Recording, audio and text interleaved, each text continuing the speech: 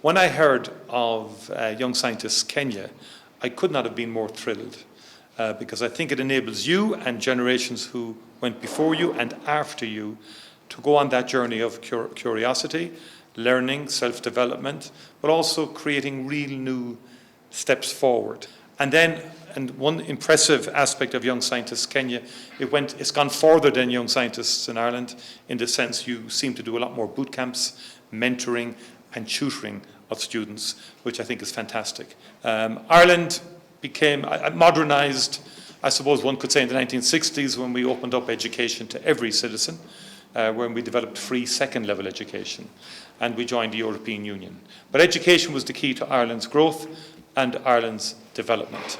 And we place a very high importance on education and learning.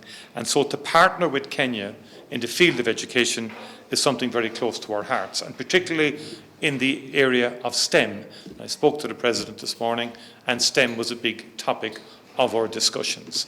And we want to work with you even further in respect of STEM education, and particularly for young women and young girls. And I know some couldn't attend today, but I know you've been very successful in the participation of girls in the Young Scientist project. So that's something that we want to work with you into the future in terms of increased participation, increased numbers of schools. And I heard what you were saying earlier in terms of you would like more to come to Nairobi, and we'll see what we can do in terms of adding additional supports to facilitate more to come to Nairobi for the exhibition. Some of you in the future, and I would say to you, think about setting up your own companies.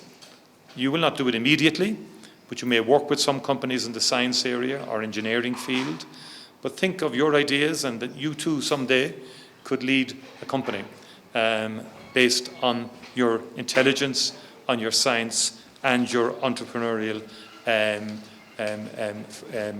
flair. And it's interesting, in Ireland, the most well-known brothers who came out of the Young Scientists competition in Ireland was John and Patrick Collison of the Stripe company, and it's the largest payment company in the world now. And they literally went from Young Scientists. They more or less bypassed college. I'm not recommending that you do that. I'm saying you go to college. And they set up this famous company and did extremely well. Such was their creativity and so on. And it's important, every project here had two people together.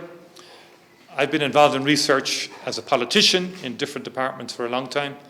Collaboration is key. Working together is key, sometimes in a team of 5, a team of 10.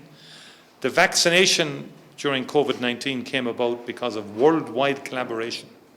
People online from all over the world combining their thoughts, because this was an emergency in the world, and it was through that collaboration that vaccines were developed much faster than ordinarily would have been the case. So it's important that you, as young scientists and involved, not only focus on your own project, but talk to other students about their projects and how you can collaborate and work together.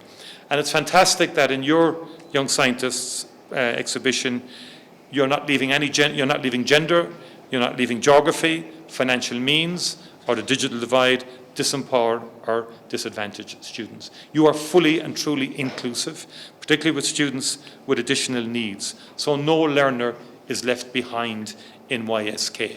And that is fantastic and something we applaud, and something that dovetails with Ireland's developmental cooperation programme of helping those who are furthest behind in the world and working with those and leaving no one behind.